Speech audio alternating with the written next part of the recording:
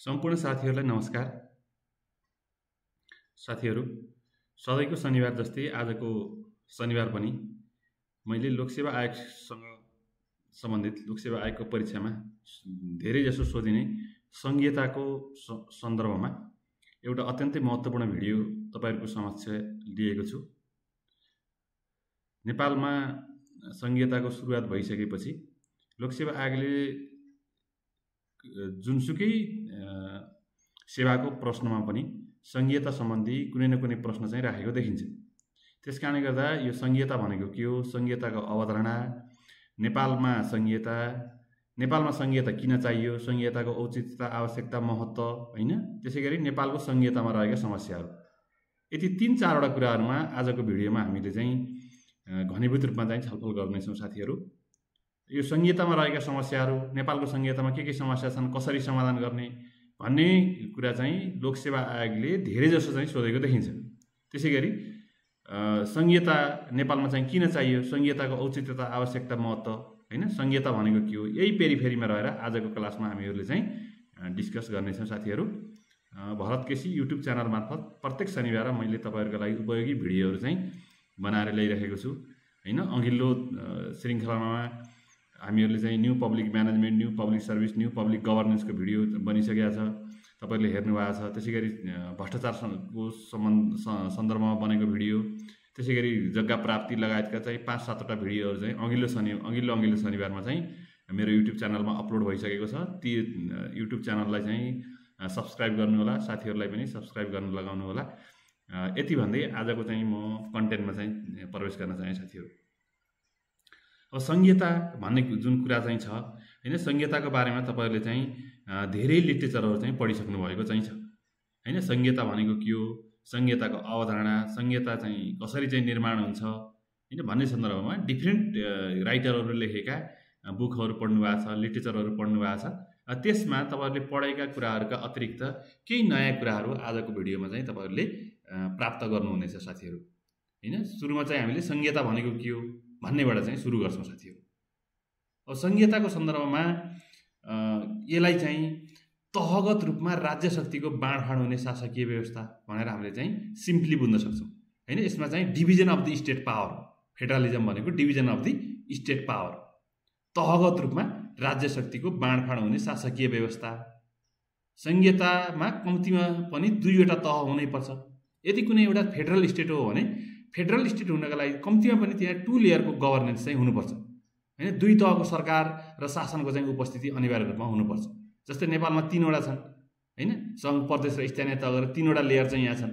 त्यसैले अन्य केही मुलुकहरूमा 4 वटा तह पनि छन्, केही मुलुकमा चाहिँ 2 तहको चाहिँ संघीयताको अभ्यास पनि गरेको छ। संसारको चाहिँ प्र्याक्टिस हेर्दा 2, 3 र 4 तहको चाहिँ संघीयताको चाहिँ अभ्यास देखिन्छ। संघीयता हुनका लागि एटलिस्ट 2 वटा शासकीय तहहरू हुनुपर्छ भन्ने कुरा चाहिँ हामीले थाहा पाउनु पर्यो, हैन। यसलाई चाहिँ अलिकति चाहिँ मिलाएर चाहिँ लेख्दाखेरि राज्य शक्तिको 2 वा सोभन्दा बढी तहमा विभाजन भई शासन सञ्चालन हुने व्यवस्था संघीयता हो। राज्य शक्तिको 2 वा सोभन्दा बढी तहमा कम्तीमा 2 हुनै पर्यो, त्योभन्दा माथि चाहिँ 3-4 सम्म संसारमा प्र्याक्टिस भएको देखिन्छ साथीहरू।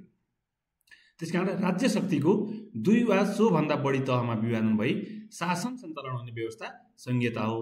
संघीयताको मूलभूत पक्ष भनेको केन्द्र र अन्य संघीय एकाइहरूका बीचमा राज्य शक्तिको बाँडफाँड नै हो, हैन। अब युनिटरी स्टेटमा चाहिँ एकात्मक चाहिँ जुन व्यवस्था छ त्यहाँ चाहिँ राज्य शक्तिको चाहिँ बाँडफाँड, अब विकेन्द्रीकरणको सिद्धान्त अनुसार केही चाहिँ पावर डेलिगेसन, डिभोल्युसन तल्लो तहमा भए पनि संघीयतामा के हुन्छ भन्दाखेरि यो पावर जुन डिभिजन छ त्यो चाहिँ संविधानले नै स्पष्ट रूपमा चाहिँ किटान चाहिँ गरिदिएको हुन्छ, हैन। अब चाहिँ यो डिसेन्ट्रलाइज स्टेटमा चाहिँ त्यस्तो हुँदैन, हैन। केही चाहिँ प्रत्याजित अधिकार अन्तर्गत चाहिँ तल्लो तहहरूले चाहिँ काम गरेका हुन्छन्। जस्तो चाहिँ पहिला स्थानीय स्वायत्त शासन ऐन 2055 चाहिँ बनेर नेपालमा पनि चाहिँ स्थानीय तहहरू चाहिँ फर्मेसन भएका थिए, हैन। तर त्यो चाहिँ संघीयता थिएन। तर अहिलेको चाहिँ उसमा चाहिँ तपाईहरुले हेर्नु हो भने चाहिँ हाम्रो चाहिँ संविधानको अनुसूची 5, 6, 7, 8, 9 मा चाहिँ पावरको चाहिँ त्यहाँ डिभिजन देखिन्छ। सङ्घले गर्ने के, प्रदेशले गर्ने के, सङ्घ, प्रदेश र स्थानीय तहको साझा अधिकार सूची, त्यो भनेको के हो त भन्दा division of the state power हो। तपाईले चाहिँ संविधानको धारा 56 र धारा 57 लाई हेर्नु हो भने त्यहाँ चाहिँ यही कुरा चाहिँ छ।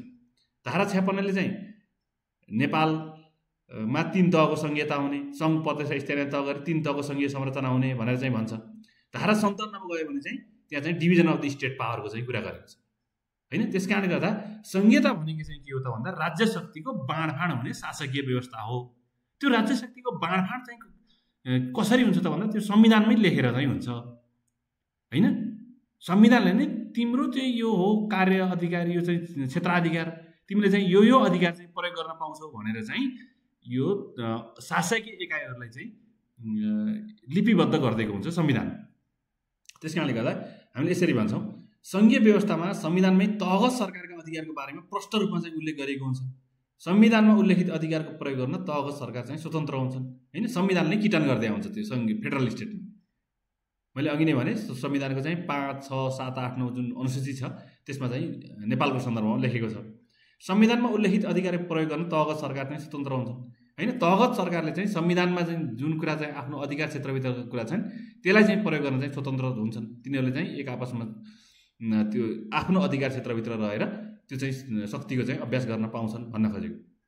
संघीय शासन व्यवस्थामा तहगत सरकारले एकल र साझा अधिकारको चाहिँ अभ्यास गर्छन्। शासन यो जुन फेडरल जुन व्यवस्था छ त्यसमा चाहिँ के हुन्छ त भन्दा त्यहाँ एकल अधिकार पनि छ, साझा अधिकार पनि छ हैन। एकल अधिकारको विषयमा अब जस्तो चाहिँ सङ्घको अधिकार भनेर अनुसूची 5 मा भनेको छ, त्यो चाहिँ एकल अधिकार हो। त्यसमा चाहिँ सङ्घले के गर्छ भन्दा स्वशासन गर्छ, सेल्फ रुल गर्छ साथीहरू। अब फेरि चाहिँ सङ्घ र प्रदेशको चाहिँ साझा अधिकार भनेको जहाँ भने चाहिँ त्यहाँ चाहिँ के हुन्छ भन्दा सहशासन हुन्छ, सेयर्ड रुल। त्यसकारणले गर्दा फेडरलिजम भनेको चाहिँ के हो त भन्दा सेल्फ रुल र सेयर्ड रुल पनि हो। एकल शासन पनि हुन्छ त्यहाँ, स्वशासन र सहशासन पनि हुन्छ। जस्तो चाहिँ स्थानीय तहको चाहिँ अधिकार आफ्नो एकल अधिकारको विषयमा उसले के गर्छ, स्वशासन गर्छ, सेल्फ रुल भनेर भन्छ त्यसलाई हैन। जहाँ चाहिँ मिलेर चाहिँ सङ्घ र प्रदेशसित चाहिँ काम गर्नुपर्ने त्यसलाई चाहिँ के भन्छ, सहशासन अर्थात् सेयर्ड रुल भन्छ है। एकल र साझा अधिकारको अभ्यास गर्छन् भन्ने कुरा चाहिँ छ। Federalism is division of the state power between 2 or more layer of governance, और federalism is division of state power between national and sub national government. कहिलेकाहीँ यो चाहिँ प्रदेश र स्थानीय तहलाई चाहिँ नेसनल र सब नेसनल गभर्मेन्टको रूपमा पनि भनेर चाहिँ भन्छ हैन। सङ्घलाई चाहिँ नेसनल र प्रदेश र स्थानीय तहलाई सब नेसनल गभर्मेन्ट पनि भनेको देखिन्छ हैन। जे भने पनि फेडरलिजमलाई हामीले एक वाक्यमा बुझ्दाखेरि चाहिँ के हो त भन्दा federalism is the division of the state power हैन। राज्य शक्तिको बाँडफाँड हुने शासकीय व्यवस्था हो। त्यो चाहिँ राज्य शक्ति चाहिँ तहगत रूपमा चाहिँ विभाजन हुन्छ, तहगत रूपमा चाहिँ विभाजन हुन्छ हैन। उनीहरूले चाहिँ तहगत सरकारले चाहिँ स्वशासन पनि गर्छन्, सेल्फ रुल पनि गर्छन्, सेयर्ड रुल पनि गर्छन्। यति कुरा चाहिँ बुझ्नु पर्यो।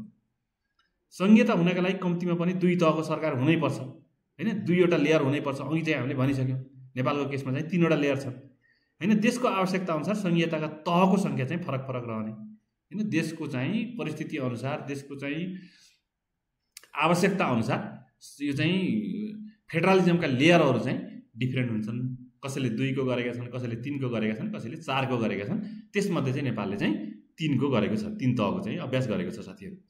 तहगत सरकारले आफ्नो एकल अधिकारका क्षेत्रमा सेल्फ रुल गर्छन् भने साझा अधिकारको विषयमा यिनीहरूले चाहिँ के गर्छन् त भन्दाखेरि सेयर्ड रुल चाहिँ गर्छन्। तहगत सरकारले आफ्नो एकल अधिकारका क्षेत्रमा सेल्फ रुल गर्छन् भने साझा अधिकारको क्षेत्रमा सेयर्ड रुल गर्छन्। अघि नै भइसक्यो।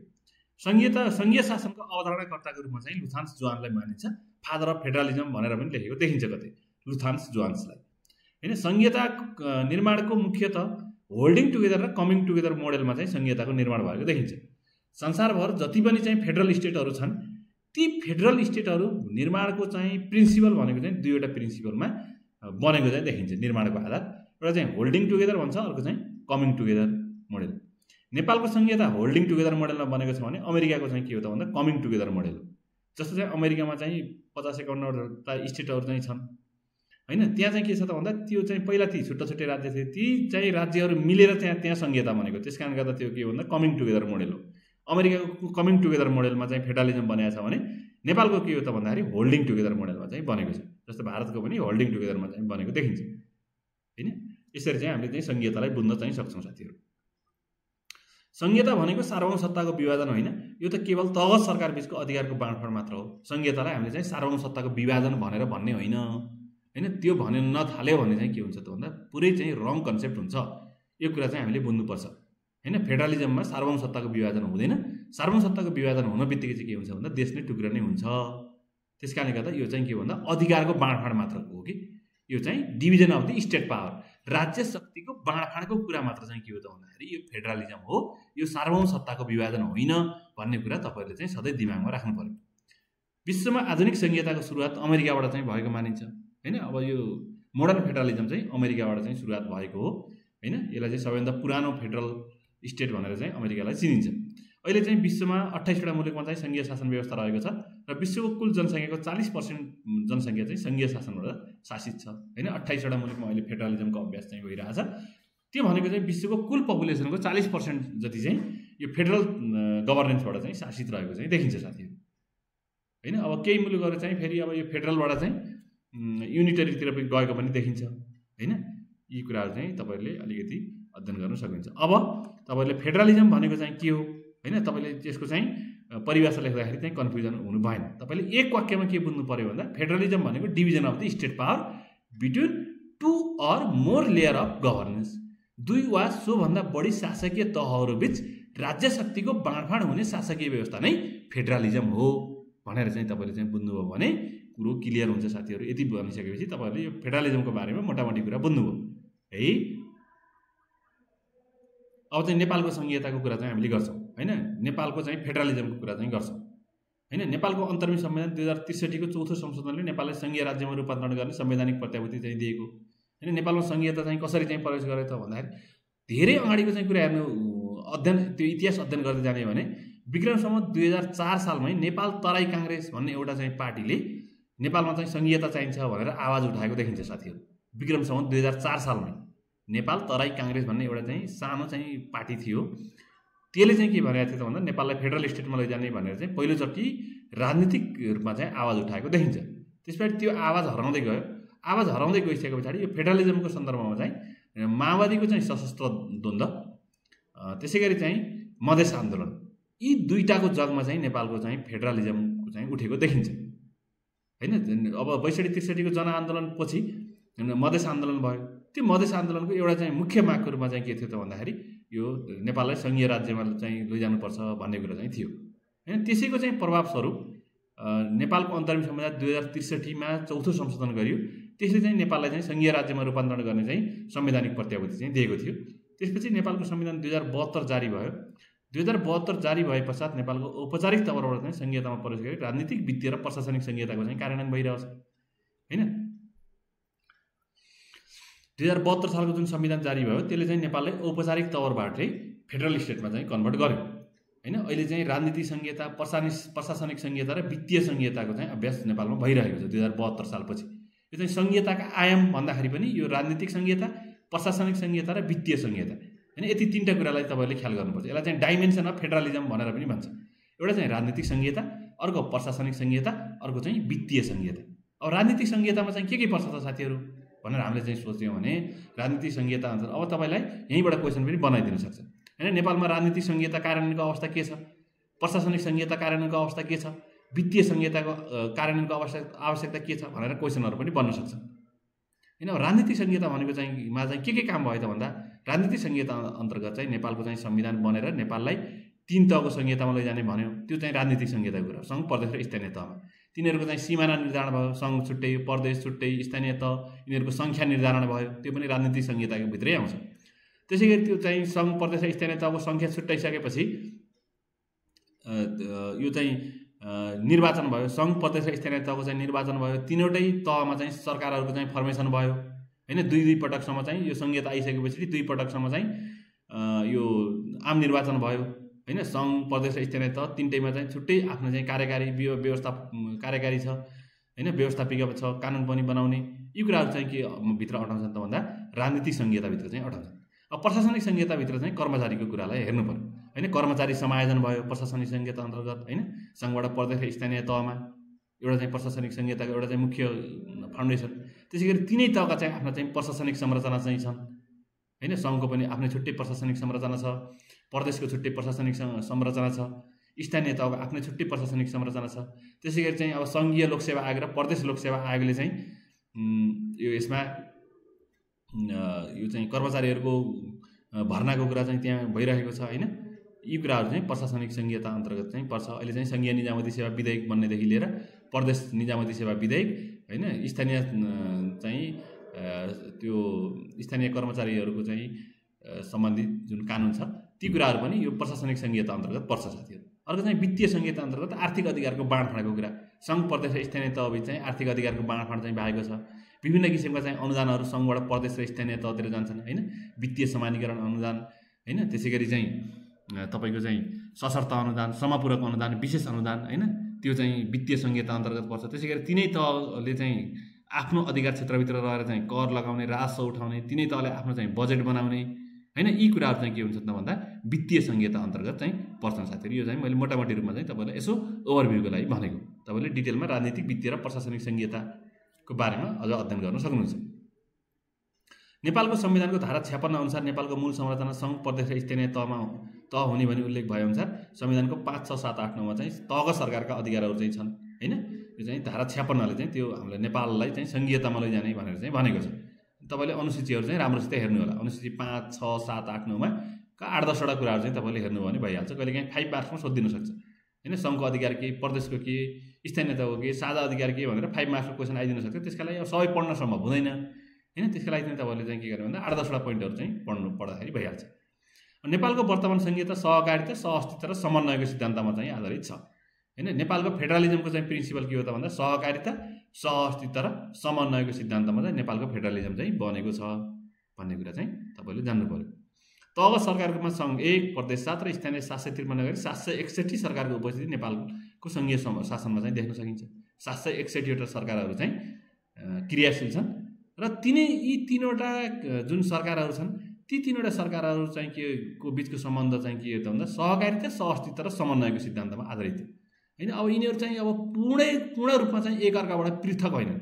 संविधानले चाहिँ त्यस्तो चाहिँ परिकल्पना गरेको चाहिँ छैन हैन। यिनीहरू बिच चाहिँ कोअर्डिनेसन, कोलाबोरेसन र नेटवर्किङको चाहिँ मान्यता अनुसार चाहिँ काम गर्नुपर्छ भनेर चाहिँ संविधानको दृष्टि, संविधानको जुन ध्येय हो, संविधानको चाहिँ तपाईँले चाहिँ स्पिरिट हेर्दाखेरि चाहिँ अब यिनीहरू चाहिँ सहकारिता, सहअस्तित्व र समन्वयमा रहेर चाहिँ काम गर्नु। सहअस्तित्व भनेको एकले अर्काको अस्तित्वलाई स्वीकार गर्ने भनेको हो कि हैन। जस्तै सङ्घले प्रदेशको अस्तित्व, प्रदेशले स्थानीय तहको, यो चाहिँ एकले अर्काको चाहिँ अस्तित्वलाई स्वीकार गरेर काम गर्नुपर्छ, समन्वय गरेर काम गर्नुपर्छ हैन। सहकारिता, सहअस्तित्व र समन्वयमा रहेर काम गर्ने भनेको चाहिँ छ। 3 तहका सरकारसँग चाहिँ कार्यकारिणी र व्यवस्थापकीय अधिकार छ हैन। केही चाहिँ अब न्यायिक अधिकार पनि प्रयोग हुन्छ। जस्तो चाहिँ स्थानीय तहले चाहिँ स्थानीय तहमा चाहिँ न्यायिक समिति पनि छ, त्यसले चाहिँ केही न्यायिक अधिकार पनि प्रयोग गर्छ। तपाईँ भने कार्यकारिणी र व्यवस्थापकीय अधिकार चाहिँ तिनै तहसित चाहिँ सुरक्षित छ हैन। सरकार पनि बन्छ, त्यहाँबाट कानुन पनि बन्छ भन्न खोजेको। यति चाहिँ नेपालको संहिताको सन्दर्भमा तपाईँहरूले चाहिँ बुझ्दाखेरि भइहाल्यो है। ठिक छ नि साथीहरू, बुझिराख्नु भएको नि? त्यस्तो खास गाह्रो कुराहरू छैन। अब चाहिँ नेपालमा किन संहिता चाहियो भन्ने कुरा चाहिँ भाइ फेडरलिजम इन नेपाल हैन। नेपालमा संहिताको चाहिँ औचित्यता, आवश्यकता, महत्त्व, यो चाहिँ किन चाहिँ नेपालमा संहिता चाहियो भने हामीले 5-7वटा बुदाहरूलाई चाहिँ टेकेर एन्सर दियो भने बेटर हुन्छ हैन। वाइ फेडरलिजम, नेपालमा किन संहिता चाहियो त हैन। नेपाल संहिता पहिला एकात्मक राज्य थियो हैन। अहिले संहितामा गयो 2072 पछि त्यो हामी चाहिँ फेडरल स्टेटको चाहिँ एक्सर्साइज गरिरहेछौँ। त्यो फेडरलिजममा चाहिँ किन जानु परेको त? एकात्मक भयो भने त हुन्थ्यो नि भन्ने हिसाबमा अब हामीले त्यसको आन्सर चाहिँ खोज्छौँ। नेपालमा संहिताको आवश्यकता, महत्त्व, औचित्यता र सान्दर्भिकता, यो चाहिँ किन चाहियो भन्ने कुरा चाहिँ मैले 7वटा पोइन्टहरू तपाईँहरूलाई चाहिँ यहाँ नोट डाउन गरिदिएको छु। त्यसलाई चाहिँ हेर्नु होला हैन। केही अब नम्बर फर्स्टमा for management of internal tension of the state. नेपालमा संहिता चाहिँ किन चाहियो त भन्दा यो कुराका लागि, for management of internal tension of the state. अब यो इन्टरनल टेन्सन भने चाहिँ के हो त फेरि हैन। मान्छेलाई पनि टेन्सन हुन्छ, राज्यलाई फेरि के को टेन्सन भयो भन्नु होला तपाईँहरूले। राज्यलाई पनि टेन्सन हुन्छ साथीहरू। For management of internal tension of the state. अब नेपालको इन्टरनल टेन्सन के हो त भन्दा नेपालमा चाहिँ 2टा ठुला आन्दोलनहरू भए हैन। एउटा चाहिँ माओवादीको सशस्त्र विद्रोह भयो, त्यस पछाडि 62 को जनआन्दोलन लगत्तै चाहिँ के भयो त भन्दा मधेसमा चाहिँ ठुलो आन्दोलन भयो। ती 2वटा चाहिँ आन्दोलनहरूको चाहिँ स्पिरिट चाहिँ अब माओवादीको सशस्त्र विद्रोह भन्दा पनि त्यो चाहिँ मधेस आन्दोलनको एउटा ठुलो चाहिँ माग चाहिँ के थियो भन्दा फेडरलिस्टको चाहिँ कुरा चाहिँ थियो। ती 2टा टेन्सनहरूलाई चाहिँ म्यानेज गर्नको लागि एउटा चाहिँ माओवादी सशस्त्र द्वन्द्वको चाहिँ माग, अर्को चाहिँ मधेस आन्दोलनको मागलाई चाहिँ सम्बोधन गर्नका लागि पनि नेपालमा चाहिँ फेडरल स्टेट चाहियो। त्यो भनेको इन्टरनल टेन्सन भनेको 2टा मेजर टेन्सन, अरू पनि टेन्सन हुन्, ती 2टा चाहिँ मेजर टेन्सनको रूपमा चाहिँ देख्न सकिन्छ है। एउटा चाहिँ मेजर टेन्सन के भयो त माओवादीको सशस्त्र विद्रोह, अर्को चाहिँ के भयो त भन्दा यो चाहिँ मधेस आन्दोलन, यी कुराहरूलाई चाहिँ म्यानेज गर्न नेपालमा चाहिँ सङ्घीयता चाहियो हैन। तिनीहरूले चाहिँ सङ्घीयतालाई जबरजस्त चाहिँ उठाए भन्ने कुरा चाहिँ भयो for management of the internal tension of the state. अर्को चाहिँ फर डाइभर्सिटी म्यानेजमेन्ट हैन, विविधताको व्यवस्थापनको लागि। यो तपाईँलाई थाहा भएकै कुरा हो हैन। यो चाहिँ सङ्घीयताले विविधताको व्यवस्थापन गर्छ, डाइभर्सिटी म्यानेजमेन्ट गर्छ, त्यस कारणले गर्दा सङ्घीयता चाहियो हैन। नेपालमा पनि नेपाल विविधतायुक्त देश हो, त्यो विविधताको चाहिँ व्यवस्थापनको लागि चाहिँ यो चाहिँ फेडरलिजम चाहियो भन्ने चाहिँ कुरा भयो। अर्को चाहिँ for development of the nation. अर्को चाहिँ के भयो त भन्दाखेरि यो देशमा चाहिँ विकासको पुल फुटाउन हैन।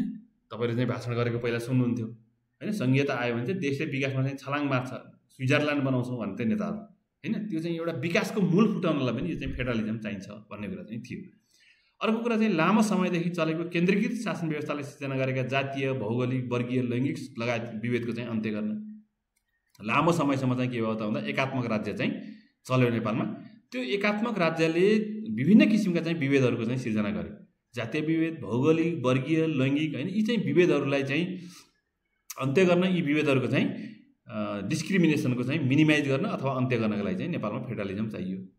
अर्को कुरा चाहिँ शासन व्यवस्थामा जनतालाई अधिकाधिक रूपमा चाहिँ सहभागी गराउन हैन। शासन व्यवस्थालाई एकदम चाहिँ पार्टिसिपेटिभ बनाउन हैन, जनताको नजिक चाहिँ सेवा चाहिँ पुर्याउन हैन। शासन व्यवस्थामा यो चाहिँ पिपुल पार्टिसिपेसन गराउनका लागि, जस्तो चाहिँ स्थानीय तह चाहिँ जनताको एकदम चाहिँ नजिक हैन, घर दैलोमा चाहिँ पुग्यो हैन। त्यसबाट के भयो त भन्दा त्यो शासन प्रक्रियामा जनताहरू चाहिँ आफै प्रत्यक्ष सहभागी हुन पाए हैन, निर्वाचनको माध्यमबाट पनि पाए, अन्य कुराहरूमा पनि पाए। यो चाहिँ शासन व्यवस्थाका हरेक क्रियाकलापमा जनतालाई अधिकाधिक रूपमा चाहिँ सहभागी गराउन। अर्को चाहिँ राष्ट्रिय एकताको प्रवर्धन, नेसनल युनिटीलाई प्रवर्धन गर्न पनि फेडरलिजम चाहियो। अर्को राज्यका नीतिका कारण पछि परेका र पारिएका समुदायको राज्यको मूल प्रभावमा चाहिँ समेट्न हैन। त्यो मार्जिनलाइज सोसाइटीहरूलाई चाहिँ मेन स्ट्रिममा चाहिँ ल्याउनको लागि पनि यो चाहिँ फेडरलिजम चाहियो नेपालमा हैन। अर्को कुरा चाहिँ अब सार्वजनिक सेवाहरूलाई चाहिँ जनताको घर नजिक चाहिँ पुर्याउनको लागि हैन, service at door result at hand भन्छ कि, service at door result at hand, त्यसका लागि पनि यो फेडरलिजम चाहियो। यति चाहिँ 7-8वटा बुदाहरू तपाईँले चाहिँ बुझ्नु हो भने नेपालमा चाहिँ फेडरलिजम किन चाहियो हैन, आवश्यकता किन परेको होला भन्यो भने यति बुदाहरू हैन। For management of internal tension of the state, diversity management, development of nation, यी कुराहरूलाई चाहिँ तपाईँले पोइन्ट आउट गर्नु होला। यति चाहिँ तपाईँले 7-8वटा बुदाहरू जान्नु हो भने इनफ भइहाल्छ हैन। नेपाल किन सङ्घीय व्यवस्थामा जानु परेको होला भन्यो भने यी कुराहरूको अलावा तपाईँले 2-4 कुराहरू थप्न सकिहाल्नुहुन्छ है।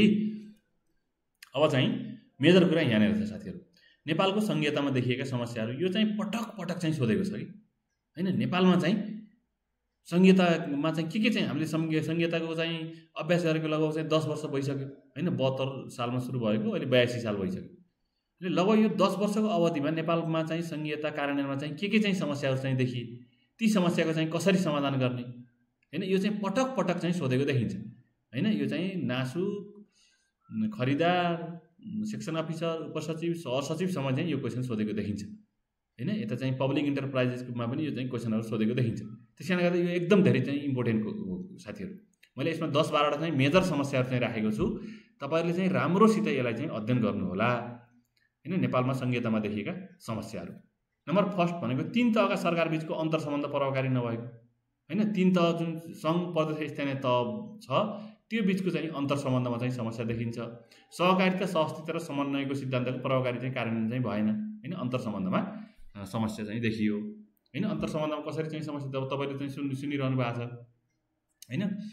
प्रदेश सरकारहरूले चाहिँ सङ्घीय सरकारलाई, सङ्घ सरकारले चाहिँ यसले चाहिँ अधिकारमा चाहिँ हस्तक्षेप गर्यो भनेर भनिरहेका हुन्छन् हैन। ऐन कानुनहरू बनाउँदाखेरि पनि सहकार्य भएन, बजेट निर्माणमा पनि भएन हैन। लगायत डिफ्रेन्ट इस्युहरूमा चाहिँ यिनीहरू बिच चाहिँ जुन किसिमको चाहिँ अन्तर सम्बन्ध संविधानले चाहिँ परिकल्पना गरेको थियो त्यो अनुसार चाहिँ यो चाहिँ अन्तर सम्बन्ध प्रभावकारी चाहिँ भएन, यो चाहिँ सिद्धान्त अनुसार काम भएन भन्ने एउटा चाहिँ समस्या भयो।